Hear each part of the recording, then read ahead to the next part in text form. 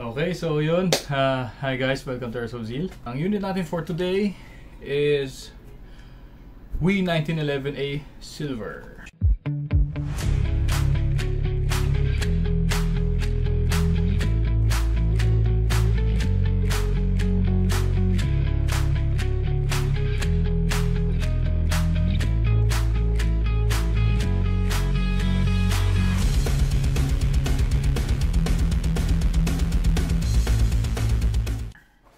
Okay.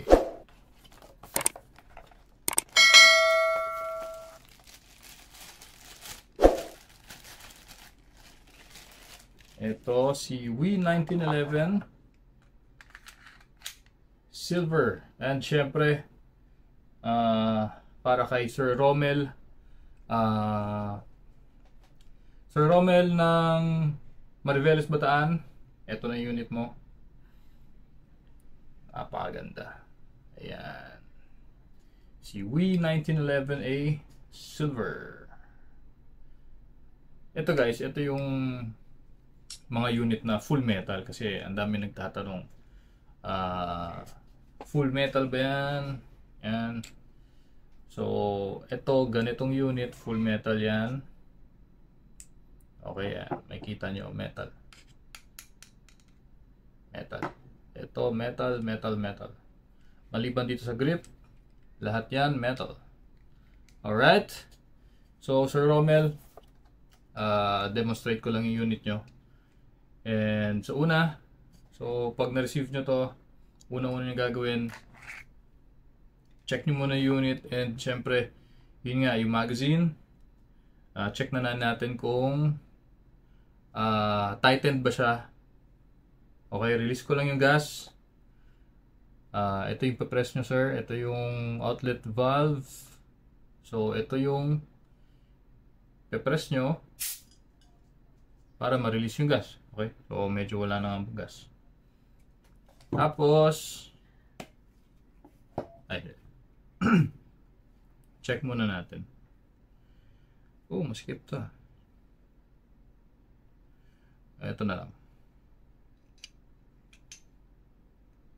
Ayan. So, una nyo gagawin, lagay tayo ng gas. Okay.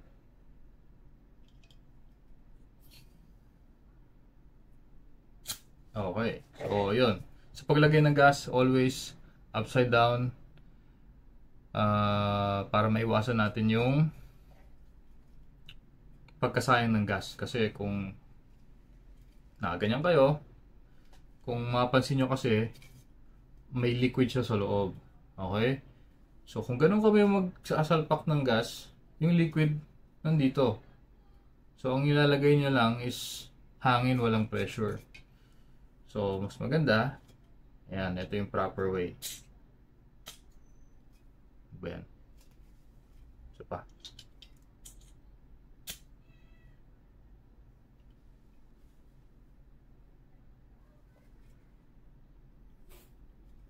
Okay. Then, paglagay ng BBs.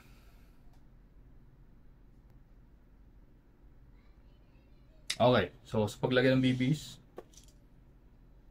bababa nyo to. Okay. Pupull nyo yan.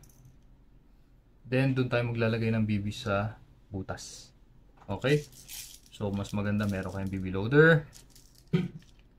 Lagay tayo ng BBs.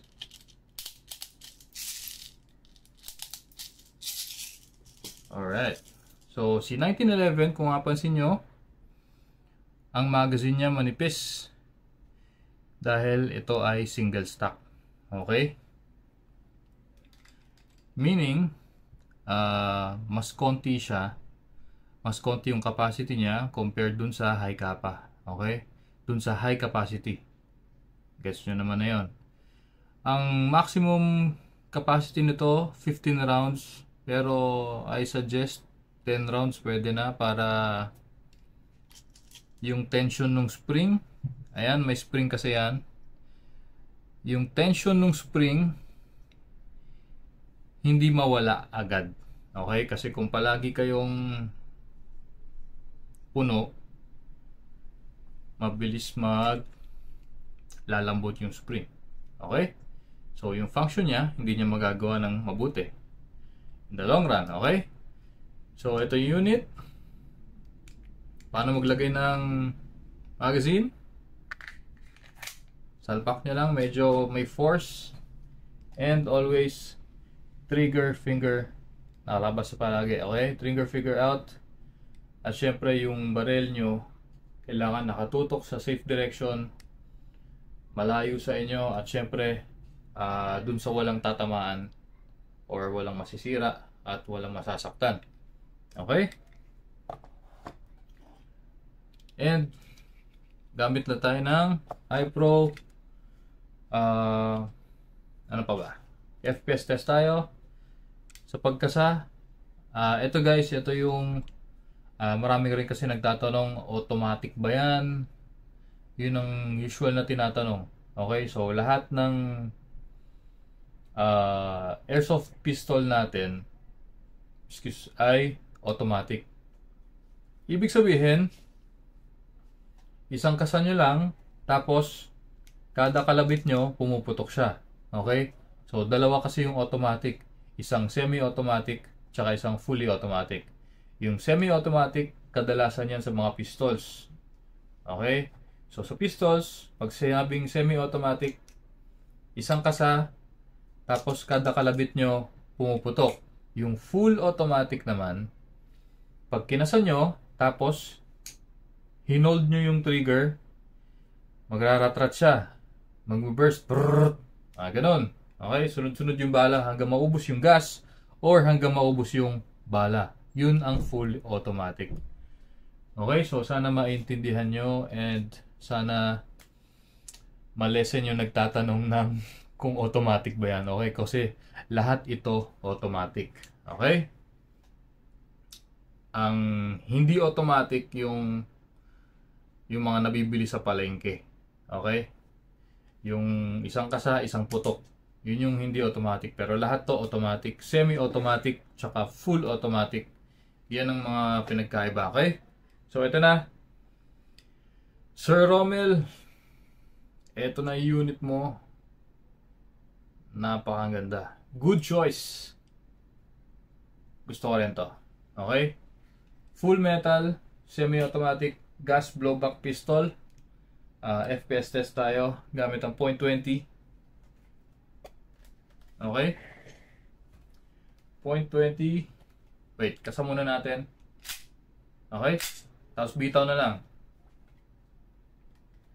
Sa .20 BBs, FPS test tayo. Firing. 281.9. Ayan siya. Ang lamig ng magazine kasi. Ayan. Okay? So, isa pa. 342. Ayun. Medyo ayan, nag-jump siya, diba? So, ang ibig sabihin lang nun, baka hindi niya nabasa ng maayos or nagtotopak na naman tong corona natin. So, last 332.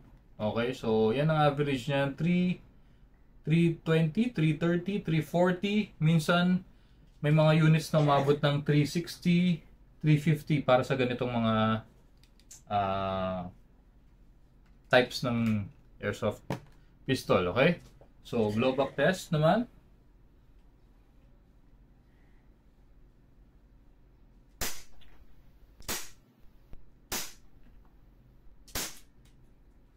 Alright. Okay, so makikita nyo nag-lock na yung slide niya. Ibig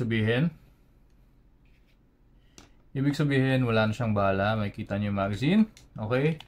So once na nag-lock yung slide, wala nang bala. Release nyo yung magazine. Okay. Release nyo yung mags. Baba nyo yung slide stop. Asan ba yung slide stop? Ito yung slide stop, okay? So, pag binaba nyo yan, babalik yung slide, okay? Ito. Yan, okay? Then, i-rest nyo yung hammer. Okay? So, para bumalik yung hammer dito. Okay, so pag ginawa nyo yun, safe na yung unit. Okay, hindi na, wala nang kahit na anong mangyayari dyan. At ito na yung magazine niya. Kung tapos na kayong gumamit ng airsoft nyo, ang pinakamagandang gawin, remove nyo yung bala. Kung may matitira man, kung itatago nyo na, remove nyo lang yung bala sa magazine. Dapat hindi nakapasok yung magazine sa unit, and pwede nyo nang itago. And bago nyo itago, para sa mga magtatanong kung okay lang ba na iwanan ng gas yung loob ng magazine, ang sagot ay yes. Okay, so mas maganda nga na merong gas kahit konti. Hindi naman kailangan puno. Siguro kung everyday kayong naglalaro, pwede naman sigurong ipuno nyo na lang, or hindi na siguro. Basta kung itatago nyo lang siguro 4 months, release nyo lang yung gas. Okay? Kung buwan nyo hindi gagamitin, release nyo yung gas. Okay, pag wala ng gas, mapipindot nyo na tong valve. Tapos tsaka nyo lagyan ng gas. Pero yung paglagay nyo ng gas, isang ganun lang, para magkaroon lang ng silicone yung loob. Kasi may o-ring yan sa loob. Kailangan yung ma-maintain na lubricated yun. Okay, so kahit na konting gas lang, pwede na yun. Tapos tago nyo na. Okay? And para sa unit, ayan. Ayan. Para sa mga maintenance ng unit, basic maintenance, kalasin nyo yung slide. Kung may nakikita ko sa loob ng mga tira-tirang mga grasa or silicone lube, punasan nyo lang, tuyuin nyo, at sprayan nyo yung slide. Yung may railings yung slides, sprayan nyo yun. Tapos yung hop-up rubber, yung loading nozzle na ano nyo yun nasa slide nyo yun Okay, slide nyo, stretch nyo, tapos sa loob nun may makikita kayong rubber, sprayan nyo yun. Yun na yun. Linisin nyo lang, and yun lang yung basic para lang maging lubricated yung mga goma. Okay? And sa magazine naman, ayun nga, hindi naman kasi talagang kailangan na binubuksan to, nilalagay nyo ng silicone lube yung mga o-ring sa loob. Kahit ano lang. Itong magazine, release nyo yung gas. Release nyo yung gas, tapos i-press nyo. Once na napipress nyo na, sprayan nyo ng silicone lube. Tapos ito sa ilalim, pwede nyo rin sprayan ng silicone lube, tapos tsaka nyo kargahan ng gas. Okay na yon. Okay? Para kay Sir Romel Gallego ng Mariveles, Bataan. Ito na unit nyo, sir. W1911A Silver. Napakaganda.